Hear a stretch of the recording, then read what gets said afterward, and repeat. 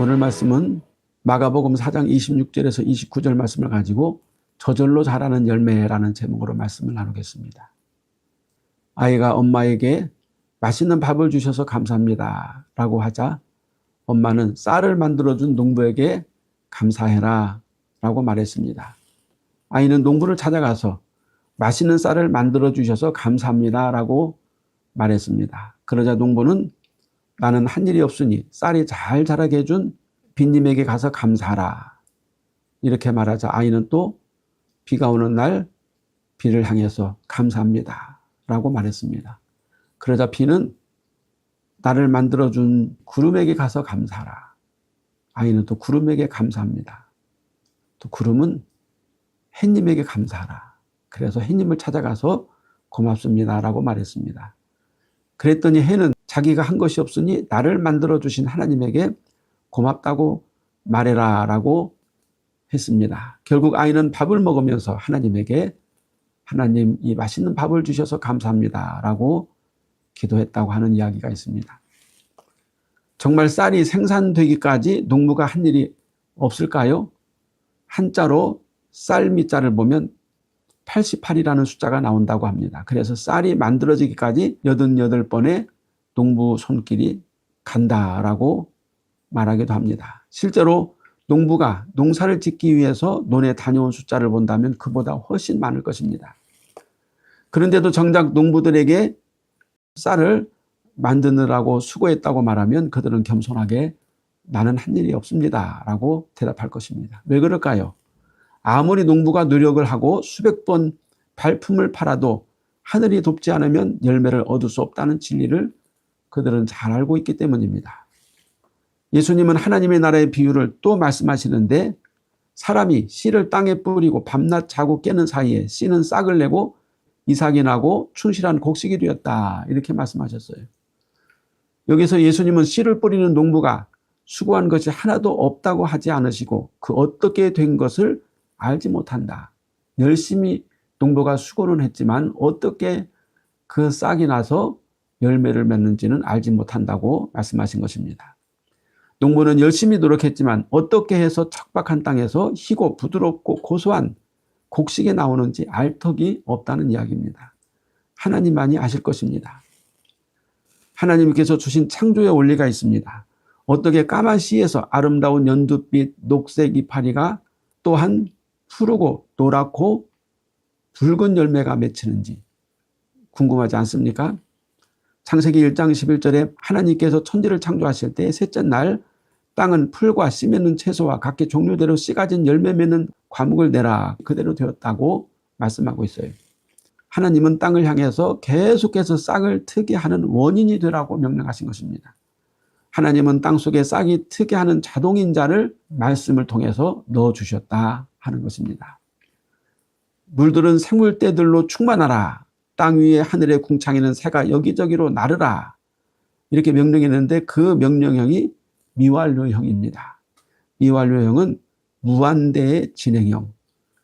히브리어의 동사 시제용법입니다. 하나님은 땅과 물들과 하늘을 지속적으로 살아있는 생물이 번성하고 자라고 날아갈 수 있도록 오토매틱 공간을 만드셨던 것입니다. 다시 말해서 하나님은 모든 땅과 하늘과 바다, 호수, 공간을 오토 시스템으로 생명의 산실이 되게 하셨던 것입니다. 하나님께서 어느 날 그만해라고 말씀하실 때까지 계속적으로 땅은 채소와 과목을 낼 것이고 바다는 물고기를 낼 것이며 하늘에는 새가 날 것이고 땅에는 많은 육축들과 짐승들이 새끼를 낳고 번성하게 될 것입니다. 또한 지구에는 식물과 생물과 사람이 살 수 있는 물과 공기와 흙을 하나님이 만드셨어요. 그래서 사람이 죄를 짓기 전에는 모든 식물과 생물이 저절로 아주 100% 완벽하게 자랐습니다. 질병도 고통도 없이 거름주고 김 매고 풀 뽑고 약을 치지 않아도 저절로 잘 자랐다 하는 것입니다. 그런데 인간이 죄를 짓고 난 후에 어떻게 됐습니까? 아주 고생하면서 살게 되었습니다. 죄를 지은 아담은 수고하고 땀을 흘려야 가족을 먹여 살리고 여자는 산고의 고통을 지나야 후손을 얻을 수 있고 땅은 엉겅퀴와 가시나무를 내었다고 말씀하고 있어요. 그래도 여전히 땅과 물과 하늘의 생명의 원리 없이는 우리 인간이 하루라도 살아갈 수 없습니다. 하나님은 태초에 천지를 창조하실 때 이미 씨 속에 생명을 주시고 땅 속에 번성하는 인자를 넣어주셨던 것입니다. 에덴 동산과 현재 세상과는 상당한 정도의 차이가 있지만 그러나 여전히 생명 있는 씨가 땅 속에 묻히면 절로 자라고 번성케 하시는 하나님의 명령은 어떻습니까? 진행형이다 하는 것입니다. 세상이 죄로 범벅이 되었고 인간은 타락했지만 하나님께서 세상에 말씀하신 인큐베이터의 원리는 하나님이 그만해 스톱 하실 때까지 지속될 것이라는 약속입니다. 생명의 씨 하나님의 말씀, 세상의 모든 씨와 열매는 끊임없이 자라서 사람의 육체의 영양 공급원이 되지만 사람과 짐승의 생물과 육체는 때가 되면 다 죽습니다. 요한복음 3장 5절에 진실로 진실로 내게 이르노니 사람이 물과 성령으로 나지 아니하면 하나님의 나라에 들어갈 수 없느니라. 밤중에 예수님을 몰래 찾아온 바리새인 니고데모에게 예수님은 그렇게 말씀하셨습니다. 네가 천국에 들어가려면 물과 성령으로 다시 태어나야 한다. 여기서 물과 성령으로 다시 태어나는 것이 바로 죽은 영혼이 살아나는 것입니다. 너희가 거듭난 것은 썩어질 씨로 된 것이 아니요 썩지 아니할 씨로 된 것이니 살아있고 항상 있는 하나님의 말씀으로 되었느니라. 베드로전서 1장 23절에서 말씀하고 있어요. 베드로는 거듭나기 위해서 하나님의 말씀이 그 영혼에 뿌려져서 자라나야 한다고 말하고 있는 것입니다. 베드로는 예수님께서 거듭나야 한다는 말씀을 정확하게 하나님의 말씀으로 거듭나야 한다고 이해를 하고 말하는 것입니다. 그러므로 우리 인간의 육체를 살게 하는 것은 땅에서 나는 곡식과 과일이지만 그러나 결국 우리 인간의 육체는 죽게 될 것이고 우리 영혼을 살게 하는 것은 땅에서 나는 곡식이나 과일이 아니라 영원히 살아있는 하나님의 말씀이라는 사실을 우리가 분명히 알아야 합니다. 우리가 씨를 보면 몇 부분으로 나누어 있습니다. 씨껍질과 배젖과 배아 이렇게 세 부분으로 나눠져 있는데 배아가 자라 싹이 되는데 그 필요한 영양분을 배젖에서 공급을 받습니다. 하나님의 말씀을 씨라고 한다면 그 속에 있는 생명의 핵인 배아는 바로 하나님의 아들 예수 그리스도이십니다. 예수님은 요한복음 6장 54절에서 내 살을 먹고 내 피를 마시는 자는 영생을 가졌고 마지막 날에 내가 그를 다시 살리리니 라고 말씀했습니다. 과거에 이스라엘 백성들은 하나님의 말씀 모세오경은 알았지만 또한 모세오경을 열심히 지키려고 탈무드라는 것을 만들었지만 말씀의 핵인 그리스도를 인정하지 않았고 모세오경의 중심이 예수 그리스도라는 사실을 알지 못했습니다. 예수 그리스도가 배아로 계시는 하나님의 말씀을 먹어야 영혼의 생명을 얻을 수 있다는 것입니다. 다시 말하면 우리가 성경을 아무리 많이 읽고 성경을 많이 묵상을 해도 그 말씀의 씨의 중심이 되는 배아 예수 그리스도가 계시지 않으면 우리가 읽은 말씀, 묵상하는 말씀이 다 헛것이 된다는 뜻입니다. 영적 배아이신 그리스도를 영혼 속에 모신 자는 예수를 믿는 자요 하나님께서 그 영혼을 다시 살리실 것입니다. 하나님의 생명이신 그리스도가 우리 안에 계시면 육체에 고난이 오고 환난이 와도 혹시 육체가 죽어도 영혼이 살아서 영원히 살게 되는 영적 원리가 있는 것입니다. 마가복음 4장 27절에 그가 밤낮 자고 깨고 하는 중에 씨가 나서 자라되 어떻게 그리 되는지를 알지 못하느니라. 농부가 계속해서 밤에 자고 아침에 일어나는 행위와 상관없이 뿌려진 씨는 어떻다는 것입니까? 저절로 자란다는 뜻입니다. 다시 말하면 뿌려진 씨가 농부의 수고와는 상관이 없이 자체적인 생명력으로 자란다는 것을 뜻합니다. 그렇다고 농부가 수고를 하지 않는다는 의미는 아닙니다. 실제로 농부가 열심히 물을 주고 김을 메고 가꾸지만 어쩔 수 없이 밤에는 자기가 가꾸던 식물을 논이나 밭에 내버려 둔 채 깊은 잠에 빠질 수밖에 없습니다. 농부가 잠을 자지 않고 지킬 수가 없기 때문에 모든 것을 하나님께 맡기고 잠자리에 들 수밖에 없다는 것입니다. 그러나 밤새도록 농부가 잠을 자고 아침 일찍 일어나 보니까 신기하게도 싹이 이만큼 커져 있고 그렇게 잠자고 일어나기를 반복하면 어느새 알맹이가 조금 볼록하게 되고 또 수없는 밤들이 지나가면 언젠가는 통통한 곡식이 되어진다 하는 것입니다. 농부의 노력과는 별개로 밤마다 혹은 낮에도 농부가 그 씨를 바라보지 않고 있어도 그 사이에 그 씨들은 싹을 내고 잎을 키우고 열매를 맺는 일을 스스로 하고 있는 것입니다. 농부가 열심히 일하면서 이번에는 내가 100%의 충분한 열매를 맺어야 되겠다 간절히 소원하지만 그러나 염원대로 바람대로 되지 않고 30배 열매만 맺을 수도 있어요. 그러나 어떤 때는 똑같은 열심을 내었는데 30배가 아니라 100배 열매를 맺을 때도 있다 하는 것입니다. 그 원인은 이 열매를 맺게 하시는 분이 농부가 아니라 하나님이시라는 사실입니다. 지금은 과학적인 방법을 동원해서 곡식과 열매를 거두기 때문에 과거보다 훨씬 많은 수확량을 내고 있지만 이것이 꼭 인간에게 유리하다고만 볼 수는 없습니다. 인위적인 방법으로 열매와 곡식을 얻어내면 그 반대급부로 또 다른 부분에 생태적 문제가 생기기 때문입니다. 그러나 어쨌든 일단 땅에 씨가 뿌려지기만 하면 씨는 하나님이 주신 생명의 원리에 따라서 땅의 영양분을 먹고 열매를 맺게 되어 있습니다. 이것이 하나님의 일반 은혜입니다. 이런 원리로 생명의 씨, 하나님의 말씀이 우리의 마음밭에 떨어지기만 하면 저절로 우리의 마음과 삶 속에서 자라나서 언젠가는 하늘의 열매를 맺게 될 것이다. 영생의 열매를 맺게 될 것이다 하는 것입니다. 영혼의 생명의 배아이신 그리스도를 우리가 마음속에 모시면 우리의 노력과 상관없이 그리스도의 생명이 우리 가운데 우리 삶 속에서 살아나고 모든 죄와 유혹과 세상의 모든 욕심을 이겨내고 결국 천국의 열매, 영생의 열매를 맺게 되어지는 것입니다. 이것을 우리는 하나님의 특별한 은혜, 특별 은혜라고 부릅니다. 바울은 이 특별 은혜에 대해서 나는 심었고 아볼로는 물을 주었고 오직 하나님이 자라게 하셨다고 고린도전서 3장 6절에서 말하고 있습니다. 그러므로 우리는 때를 얻든지 못 얻든지 말씀을 받아야 합니다. 우리는 농부가 열심히 노력해서 우리의 밥상에 음식이 올라온다고 생각합니다. 그러나 농부는 땅을 갈고 씨를 뿌리고 김을 메고 밤낮으로 물을 대주고 수고했지만 열매가 맺히는 것은 하늘이 했다고 말합니다.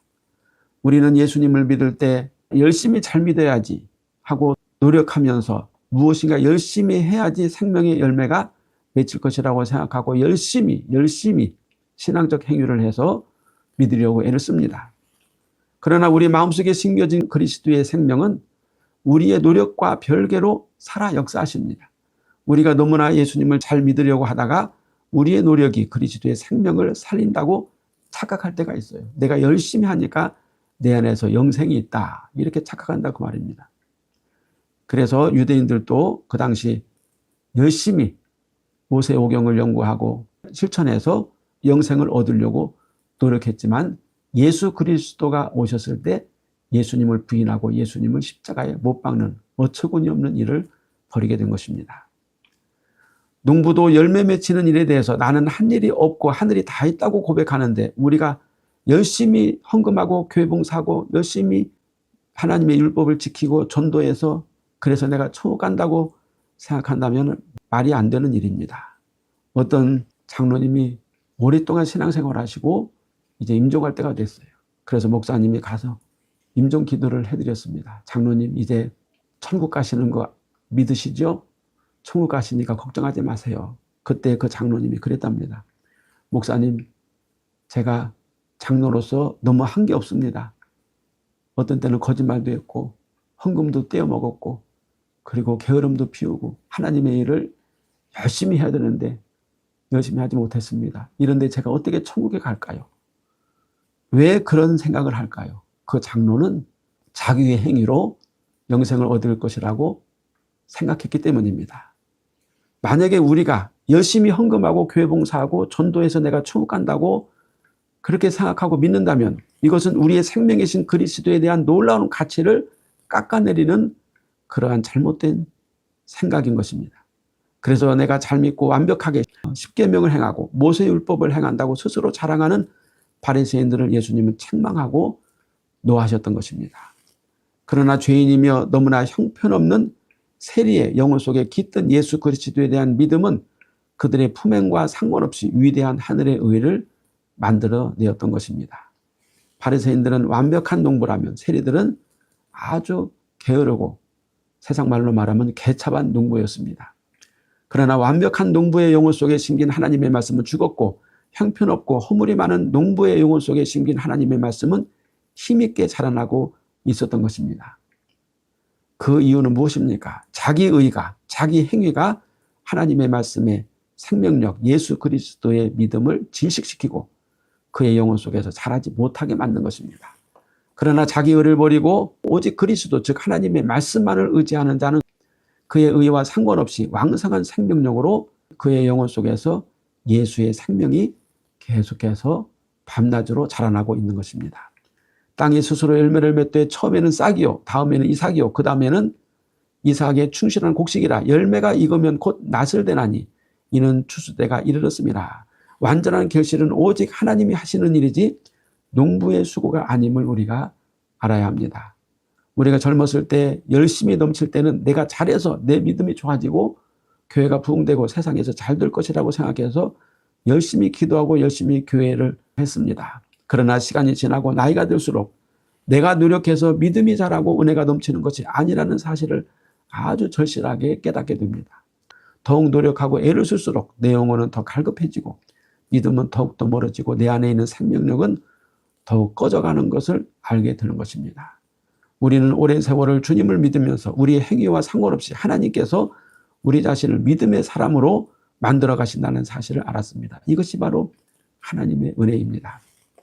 나에게 하나님의 은혜가 끊이지 않게 하는 중요한 방법은 비가 오나 눈이 오나 기쁠 때나 슬플 때나 기분 좋을 때나 우울할 때나 항상 하나님의 말씀을 붙잡고 그 안에 계신 예수 그리스도를 바라보는 것입니다.